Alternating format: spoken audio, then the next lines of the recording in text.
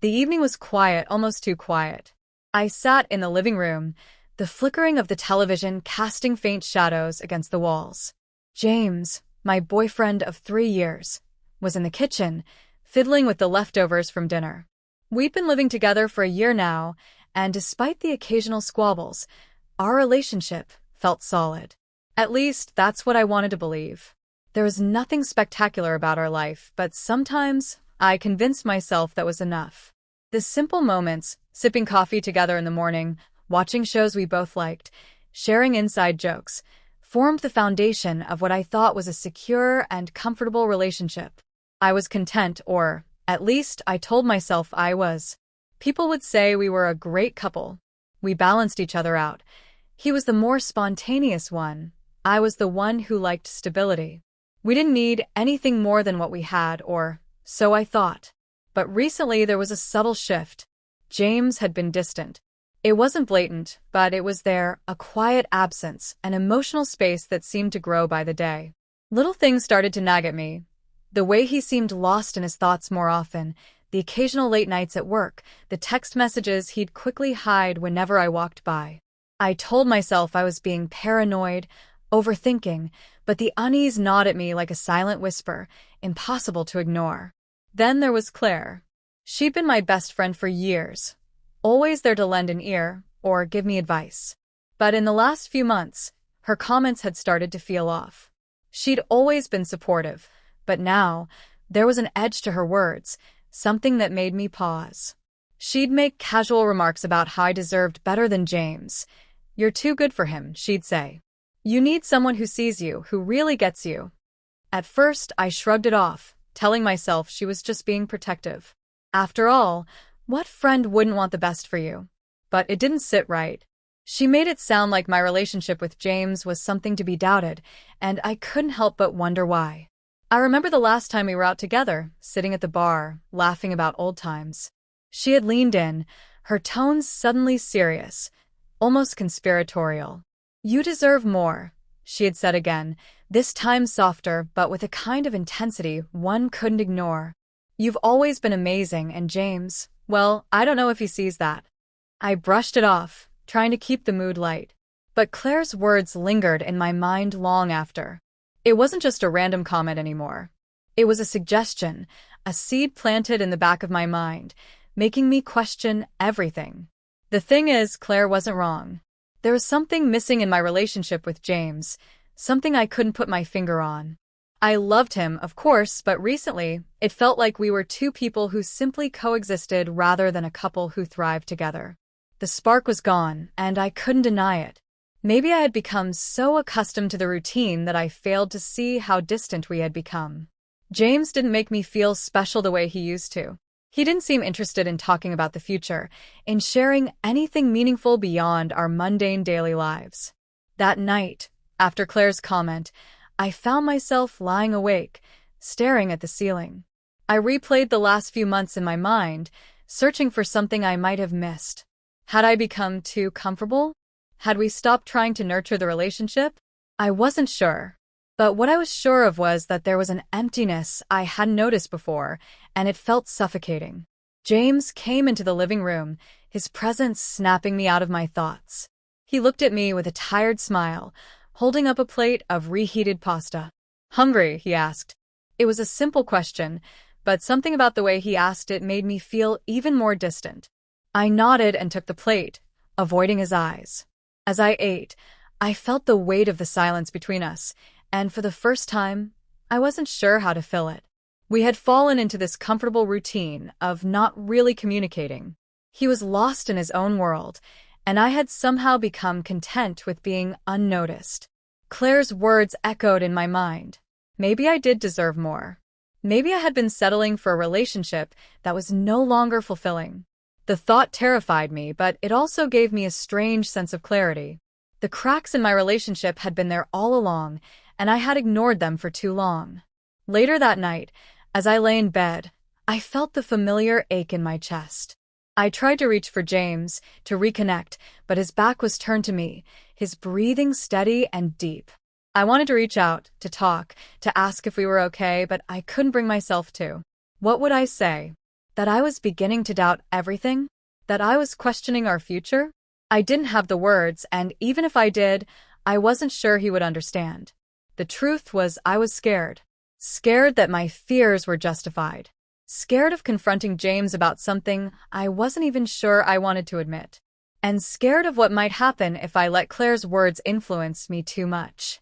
But as the night stretched on, I couldn't help but wonder if maybe, just maybe, I was losing myself in the process of trying to hold onto something that wasn't there anymore. I started noticing the small things. At first, it was just a fleeting thought, a brief moment of doubt, but now it was becoming harder to ignore. James had been more distant than usual, pulling away in ways that I couldn't quite put my finger on. We still shared meals, still shared the same bed, but the connection between us felt strained, as if we were just two people passing through the motions of a relationship without truly being a part of it. Claire's words haunted me. Every time we talked, they seemed to grow louder in my mind.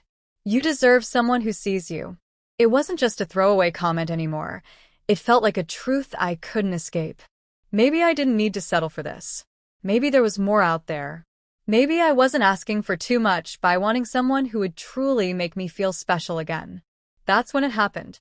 Claire called me one evening, inviting me out for drinks. She was insistent, a little more so than usual. I knew I should have been at home with James, but something inside me wanted to escape, to feel alive again. So I agreed. As soon as I walked into the bar, Claire was waiting for me. Her smile was wide, but there was something else in her eyes, something that made me uneasy, but I couldn't quite place. We talked about the usual things, catching up on life, work, mutual friends. But with every passing minute, I could feel a shift in the air between us. There was an energy I couldn't ignore.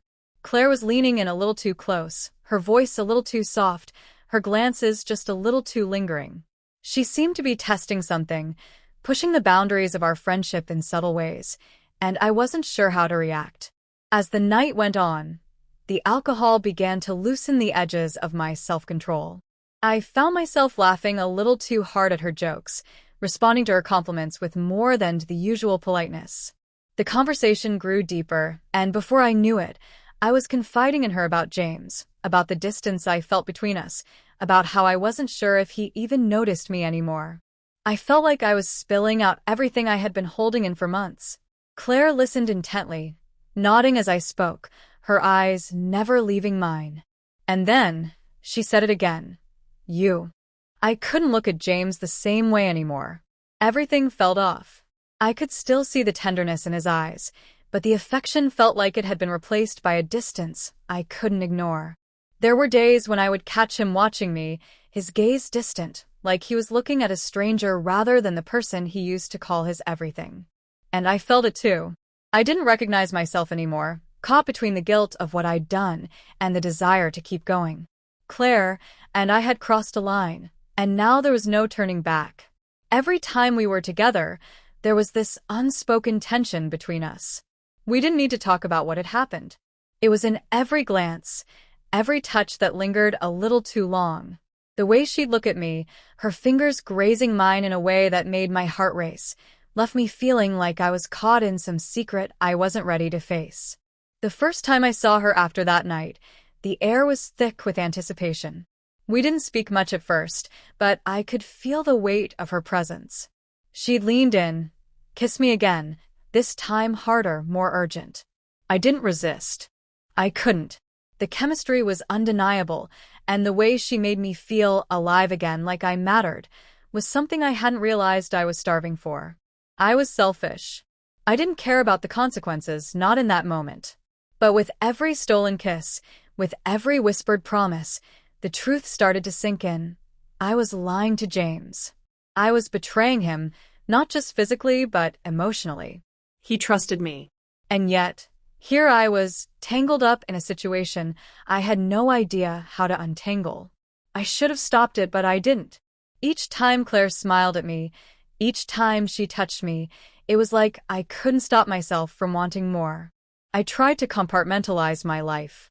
I kept James in one part of my mind, the safe, familiar part, while Claire occupied another. But the lines started to blur. I couldn't pretend like nothing had happened anymore. The guilt weighed on me like a heavy cloak, but the thrill of the affair, the secrecy, the way I felt seen, wanted, and desired, it was addictive. It was like I was being pulled in two directions, and I didn't know how much longer I could keep lying to both of them. One evening, James came home early. He looked tired, his eyes dull, as if the weight of his own thoughts was too much for him to bear. He tried to talk to me about something, but my mind was elsewhere, consumed with the pull of the affair. I wasn't there with him, not really. I was thinking about Claire, wondering what she was doing, what we'd do next, and I hated myself for it. But at that moment, I didn't care. James seemed to notice the shift in me, even though he didn't say anything outright. There were moments of silence, moments where our eyes would meet, and the space between us felt like an abyss I didn't know how to cross. He wanted me to be present, to connect with him, but all I could think about was the connection I had lost with him and the one I was finding with someone else. I kept telling myself it was just a phase, just a fleeting moment of weakness. But deep down, I knew it wasn't. It had become more than just physical. There were moments when Claire made me feel important, like I was something worth fighting for.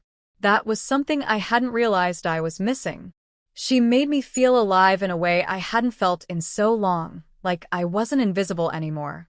I couldn't stop myself from falling deeper into the affair, even though I knew it was wrong.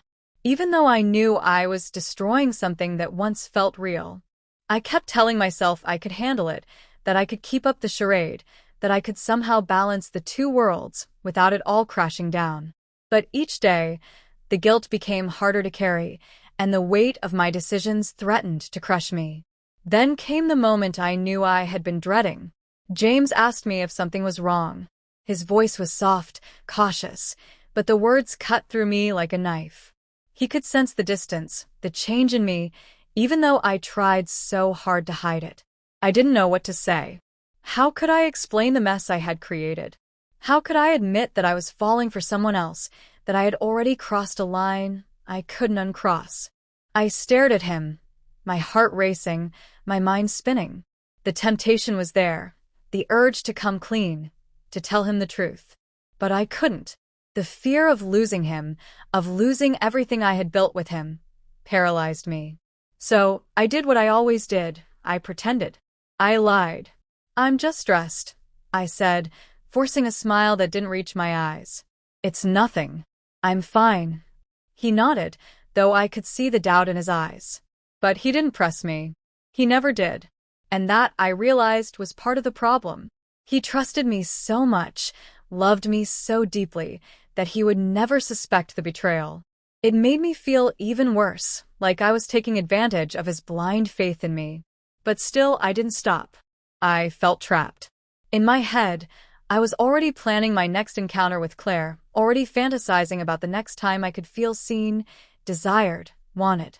And the more I told myself I was going to stop, the harder it became. Every time I was with Claire, it was like I was living in a different reality.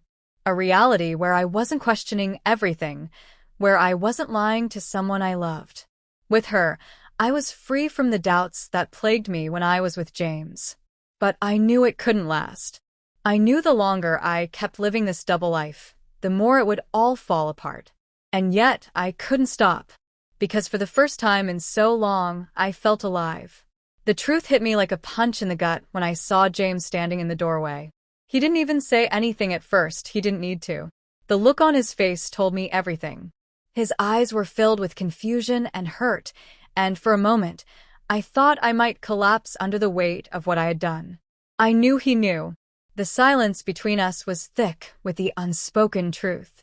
I wanted to say something, anything, to explain myself, but the words stuck in my throat. How could I explain this? How could I make him understand?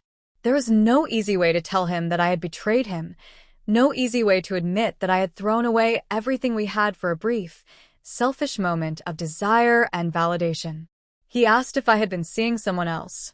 His voice was calm, too calm, as if he was bracing for something terrible. I couldn't look him in the eye. His question echoed in my mind, the weight of it making my chest tighten. I knew I had to be honest, but I couldn't bring myself to say the words. I wanted to apologize, to beg for his forgiveness, but the shame I felt was overwhelming. It wasn't just the affair, it was everything. It was the fact that I had let myself fall so far away from him, from us. I had stopped seeing him, stopped caring about what we were building together. And for what? A moment of excitement, a fleeting sense of feeling wanted? It wasn't worth it. I realized that too late. He didn't yell. He didn't even raise his voice. He just stood there, staring at me, waiting for me to say something. His silence was louder than anything he could have said. It was the silence of someone